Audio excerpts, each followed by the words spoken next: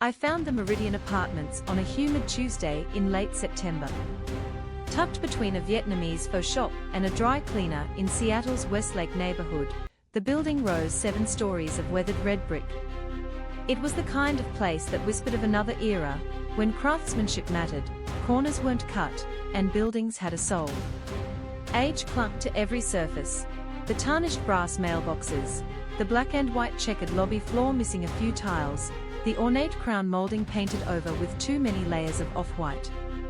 But most importantly, it was affordable. In a city where studio apartments commanded $2,000 a month, the Meridian's one-bedroom units were listed at $900. I had been sleeping on my cousin's couch in Bellevue for 3 weeks, watching my savings evaporate, and when I called about the vacancy, the landlord's voice carried the weight of decades. Unit 4C, he said simply. Come see it tomorrow at 2. The apartment itself exceeded my modest expectations. Hardwood floors that creaked in all the right places, tall windows that let in streams of grey Seattle light, a kitchen with actual counter space. The bathroom fixtures were original, probably from the 50s, but they worked. The radiator clanked and hissed, but pumped out heat. For someone who had spent the last 5 years in overpriced cookie-cutter complexes, the Meridian felt almost charming in its decay. Henry Hansen met me at the door with a ring of old brass keys.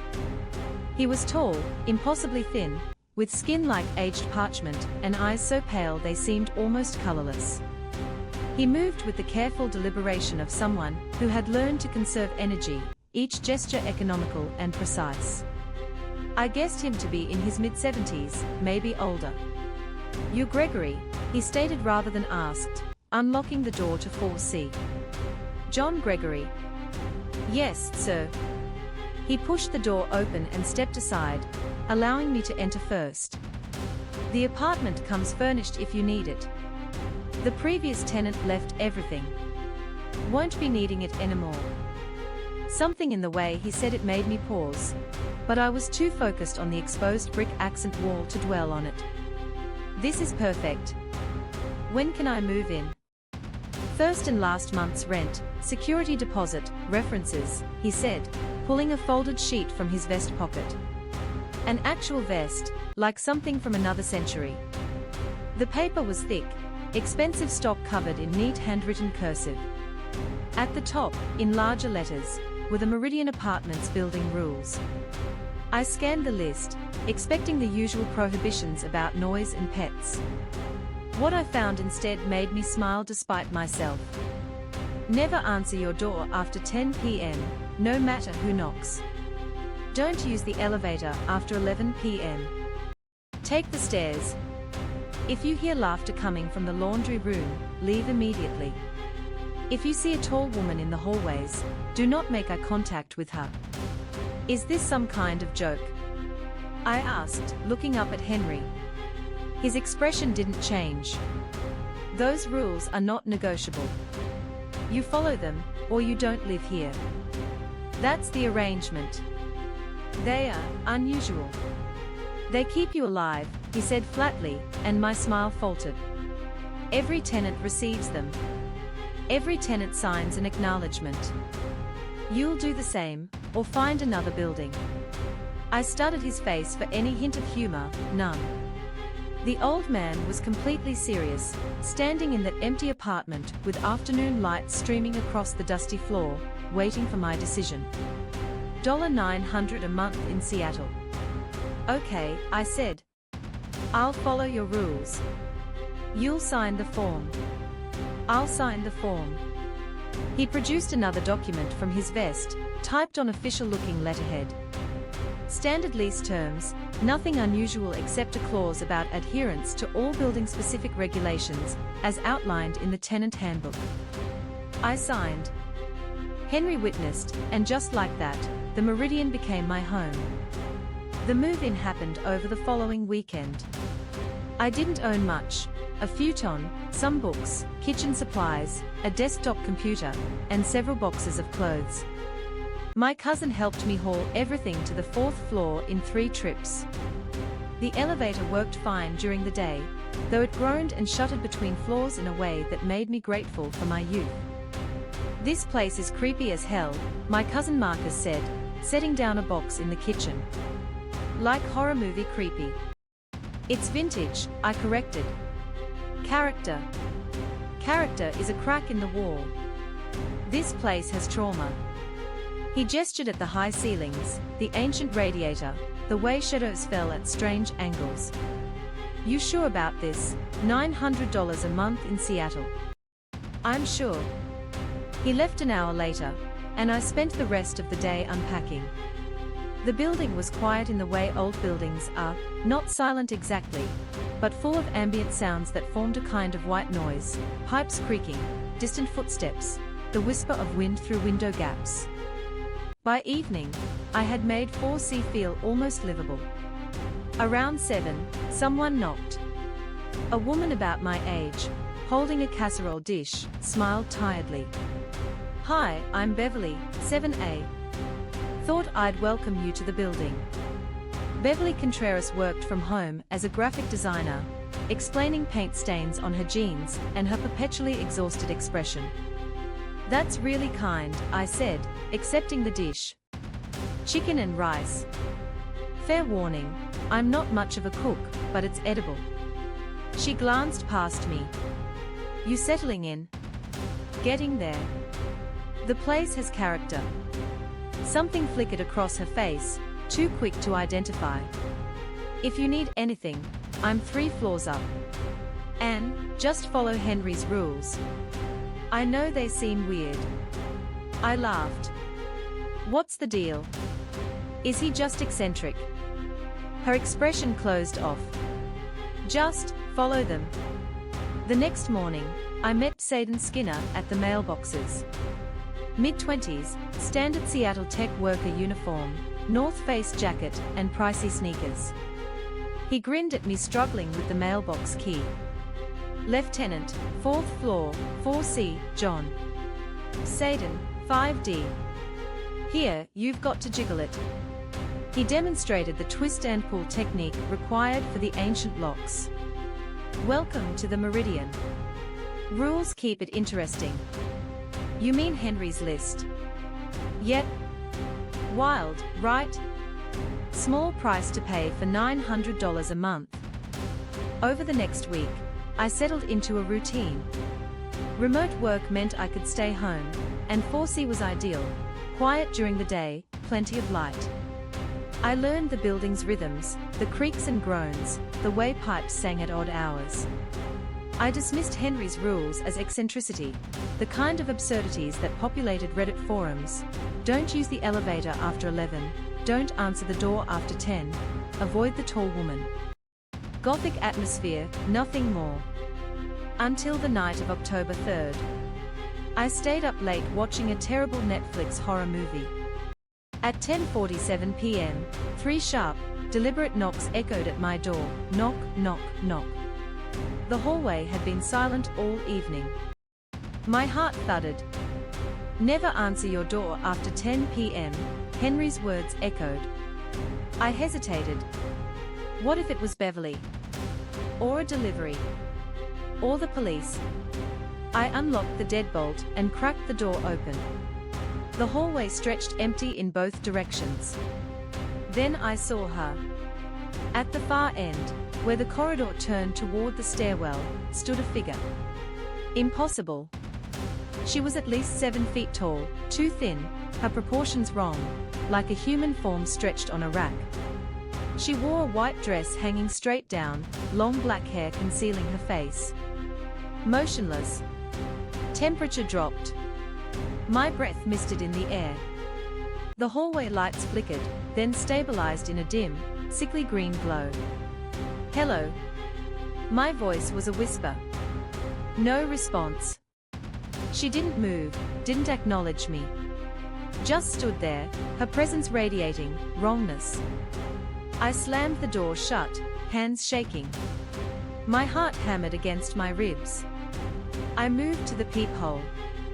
She was closer now, 15 feet from my door. Arms bent at impossible angles, chest unmoving. still facing me. 20 minutes passed. 10. 5. She didn't breathe, didn't sway.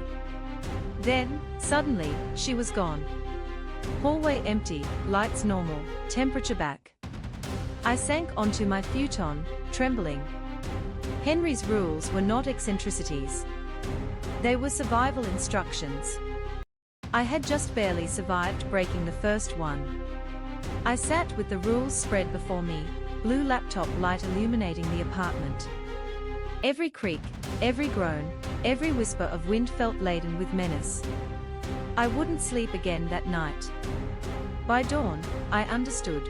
The Meridian Apartments were alive in ways I could barely comprehend. The morning after the encounter with the tall woman, the Meridian felt impossibly heavier.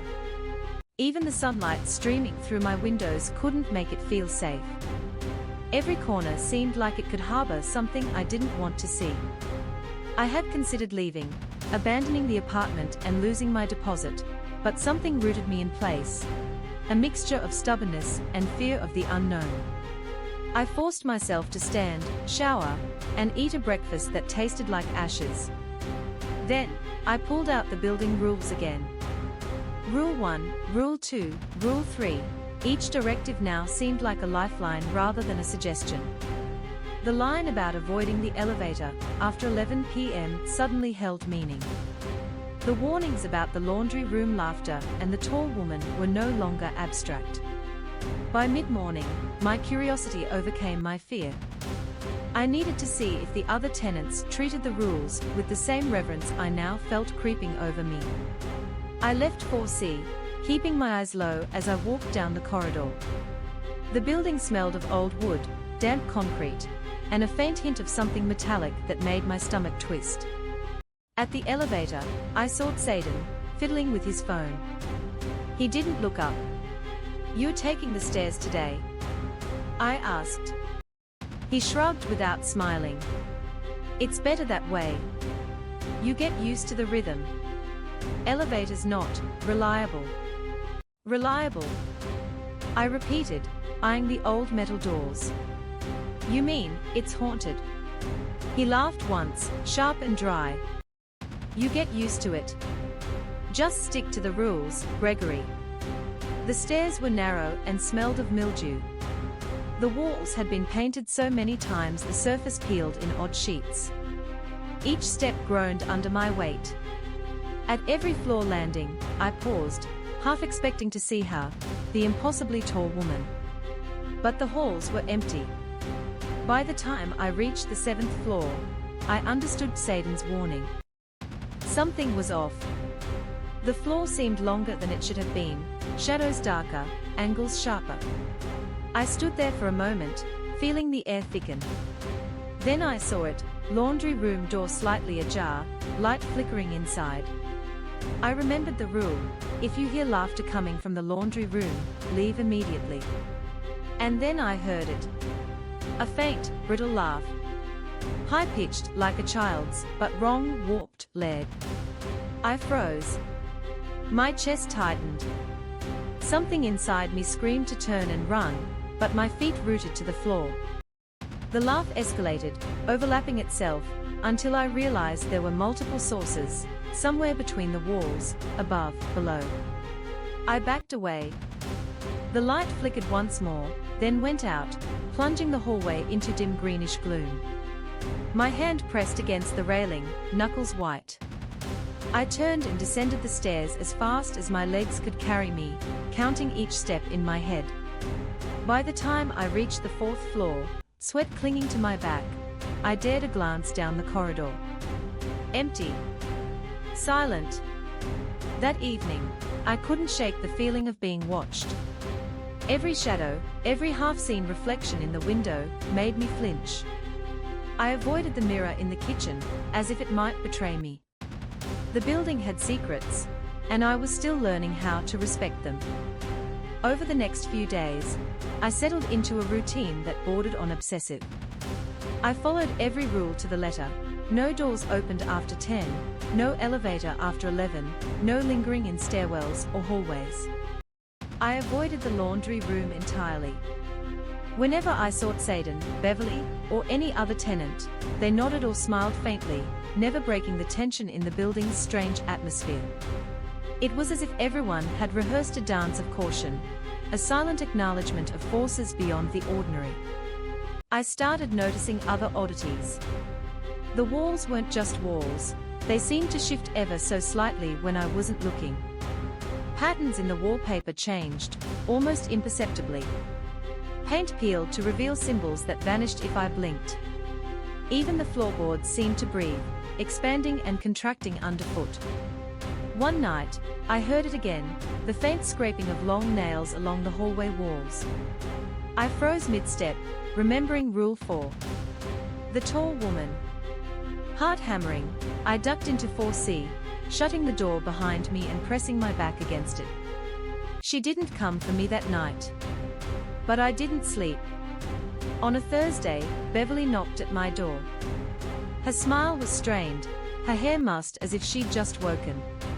I need to tell you something, she said. About her. I invited her in. We sat on my futon. I offered coffee. She shook her head. She's been here for decades. Not like us. Not really alive in the way you are. People, they vanish. Some leave without a trace. Others stay, but not as themselves. Henry knows. The building knows. And you've already seen her. Do you mean the tall woman? I asked, voice barely above a whisper. Yes. Tall woman. She's an echo, a sentinel, or maybe something worse. She watches. She doesn't speak, but she reacts. If you meet her gaze, it's not just scary, it's dangerous. Some say she chooses who stays and who doesn't. I swallowed. How do I avoid her? Beverly's eyes flicked to the window. The rules. Henry's rules. They are not eccentric. They are survival instructions. Don't break them. And, if you ever hear laughter in the laundry room, or feel the air shift suddenly, leave immediately. Don't argue with her. Don't confront her. Don't even look her way. Great, I muttered, though her tone made it clear she didn't consider it a joke. That's not all, she added. You need to be careful who you trust. People who live here, not everyone is what they seem. Her words made my stomach twist. I had thought I'd understood the building by following the rules. Now it seemed like the Meridian had levels I hadn't even begun to comprehend. The next evening, I worked late at my desk, trying to ignore the green-tinted gloom filtering through the windows. Around 10:15 p.m., I felt a presence. The air grew colder. My computer screen flickered. A shadow stretched across the apartment. And then I heard her, the tall woman, at the far end of the corridor. I didn't move. My chest tightened as her silhouette drew closer, the long hair obscuring her face, the unnatural height towering above me. Her dress swished faintly, a sound that seemed amplified in the quiet hallway. I remembered Beverly's warning. I didn't breathe, didn't flinch, didn't meet her gaze. Step by step, she passed my door, silent except for the faintest scrape of her nails along the wall. When she vanished around the corner, I didn't move for several minutes. My body felt frozen, my mind unable to comprehend what had just passed. I realized something then. Following the rules didn't make the building safe. It only made it survivable. The next few days passed in tense monotony. I avoided the stairs at night. I double-checked every lock. I didn't answer any knocks. I kept my blinds drawn, even during the day. I began noticing things I hadn't before, small movements in shadows, patterns in the carpet that didn't match the tiles, reflections in the windows that didn't align with reality. Then came the first real test. It was Saturday. I had decided to do laundry. The machine in 4C was broken, so I had no choice but to venture into the common room. I set a timer on my phone, counting down to 10 p.m., making sure I had a buffer to return to my apartment before the rules prohibited my movement.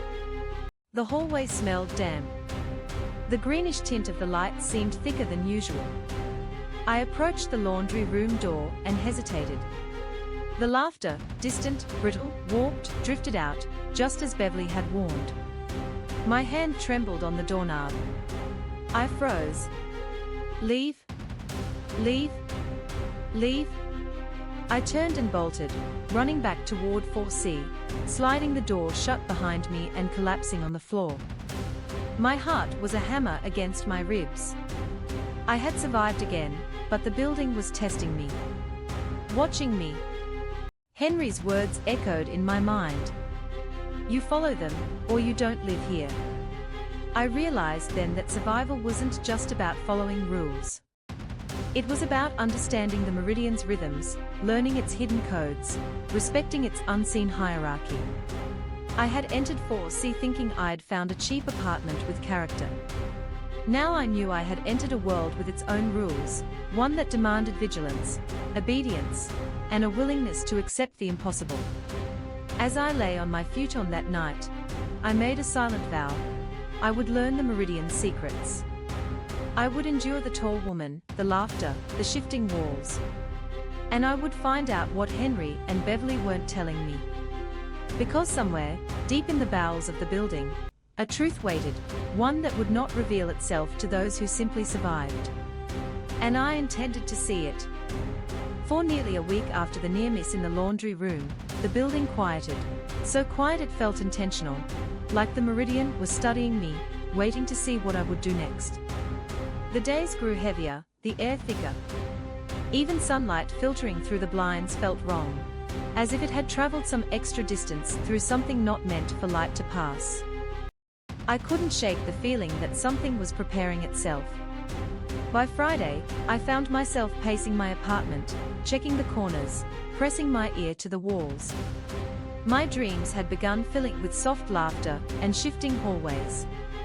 In one nightmare, the tall woman stood inches from my bed, her limbs bending subtly in ways bones shouldn't allow.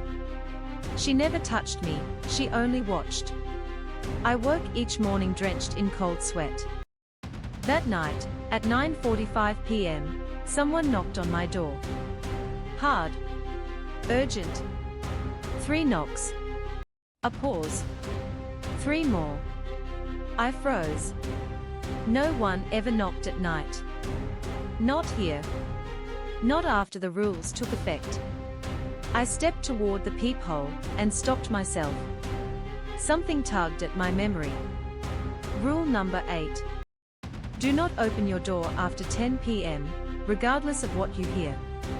It was 9:45. Technically, early enough. But the building didn't care about technicalities. Rules were rules because the Meridian followed something older, something precise. The knocks came again. Faster, sharper. Greg? It was a woman's voice. Familiar. Please open the door. Beverly. I hesitated only a second before unbolting the locks. She practically stumbled inside, eyes wide, breath ragged. Close it, she gasped. Close the door. I slammed it shut and threw the deadbolt. She stood there, shaking, her face drained of color. Sweat darkened her shirt. Her hands trembled as she brushed her hair from her face. What happened?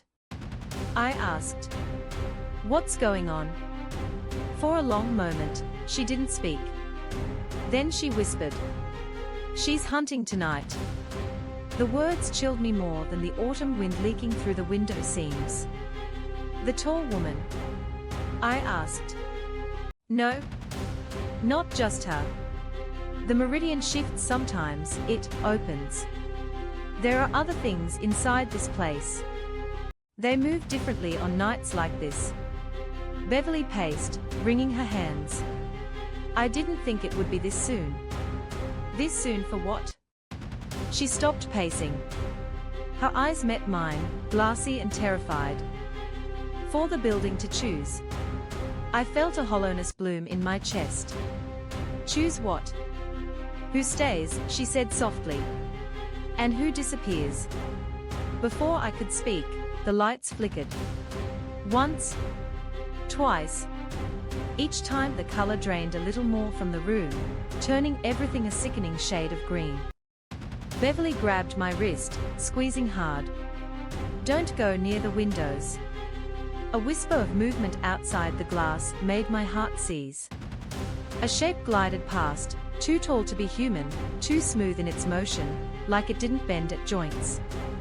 I backed away instinctively. The lights flickered again, and the TV snapped on with a burst of static. No image, just a snowy haze that seemed to pulse with a rhythm, almost a heartbeat. Beverly stepped forward cautiously. She's close. Why is this happening tonight? I whispered. Because you've seen too much. Because you listened. Because you survived. She swallowed. The Meridian tests the new ones. It always has. But you. She hesitated, looking at me as though seeing something I couldn't. You're different. Before I could respond, footsteps echoed in the hall outside. Slow. Deliberate. Heavy enough that the floorboards vibrated faintly. The tall woman. We pressed ourselves against the wall, holding our breath. A shadow slid under the door, long, tapering, distorting, as if her body didn't match any natural geometry. It stretched across the floor, reaching toward us. Beverly squeezed her eyes shut. Don't move. Please, Gregory, don't look. The shadow hovered inches from my shoe. Then, as suddenly as it had appeared, it retracted. The footsteps receded down the corridor, fading into the unnatural hush that followed. Only after a full minute did Beverly exhale. She rarely goes door to door, she whispered. This is bad. Something inside me snapped into focus, fear, yes, but also a strange resolve. Beverly, what aren't you telling me? About her. About the building. She hesitated again.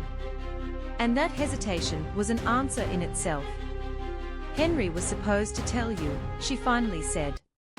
But he won't. He thinks knowing too much makes you a target.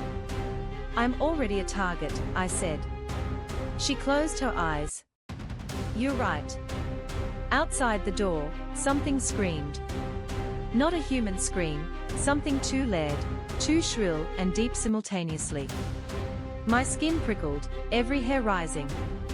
That's not her, Beverly said quietly. That's one of the others. The others. I repeated. The Meridian isn't just a building, she said. It's a crossing point. A place where thin walls get even thinner. Some nights, something pushes through. Pushes through from where? Beverly shook her head. Nowhere you want to imagine.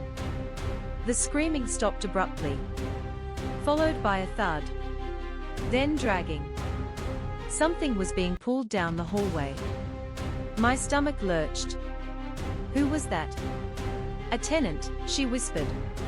Or something that used to be one. Silence settled again, heavy, suffocating. Why me? I finally asked. Why is the building focused on me? She sat down slowly, pressing her hands together as if praying. Because you looked at her, she said. The first night. When the tall woman appeared, most people turn away. Most freeze. But you looked. Her eyes lifted to mine, filled with dread. She marked you. My mouth went dry. Marked me for what? Before she could answer, the apartment lights died completely. Total darkness swallowed us. I heard Beverly inhale sharply. Then, light. But not from the bulbs. A thin, glowing line had appeared beneath the door. Pale white. Too bright, almost buzzing. It wasn't cast by anything outside, it was the door itself, splitting along its edges, as if illuminated from inside the wood. Beverly's voice trembled. She's coming back. My pulse pounded against my skull. What do? We can't stay here. When she marks someone, she won't stop until. She cut herself off. I didn't ask her to finish the sentence. She grabbed my hand. We have to move. Now? Quietly. We slipped into the kitchen. The glowing light at the door began to spread, climbing the sides of the frame like tendrils. I didn't want to look at it directly, but some part of me sensed that if I did, something irreversible would happen. Beverly pointed to the back of the apartment. The service hatch. What service hatch? She knelt beside the wall beneath the sink, tapping on the paneling until a hollow sound echoed. With a hard yank, she pulled away a square wooden panel I hadn't noticed before. Behind it, a dark, cramped shaft. Narrow piping. Dust. Something that smelled faintly like rust and old paper. We can crawl through the vents, she said. It connects to the maintenance corridor. I hesitated. How do you know all this? She didn't answer. She just motioned for me to enter. Behind us, the floorboards near the door began to creak. Slowly. One. Why? One. She pushed me forward. Go. I crawled into the shaft, feeling the wood scrape my elbows. Beverly followed, sliding the panel shut behind her. The darkness swallowed us again. The only sounds were our breath and the distant, man-along groan of the building shifting. We moved inch by inch through the tight, suffocating space. Dust coated my tongue. Something skidded near my knee, too fast for me to identify. Keep going, Beverly whispered. Just keep. A loud knock shook the wall beside us. We both froze. Another knock. Closer. Harder. The tall woman wasn't following us through the hallways. She was following us inside the walls. Move, Beverly hissed. Move now. We scrambled, clawing our way toward a faint grill of light ahead. I reached it first, kicking it open. We spilled out into a narrow maintenance corridor lined with old pipes and peeling paint. I helped Beverly up. The knocking continued behind the walls, traveling left, then right, then directly overhead, like something enormous crawling across the ceiling. Where now? I whispered. Down, Beverly said. We have to go down. To the lobby. No, she said.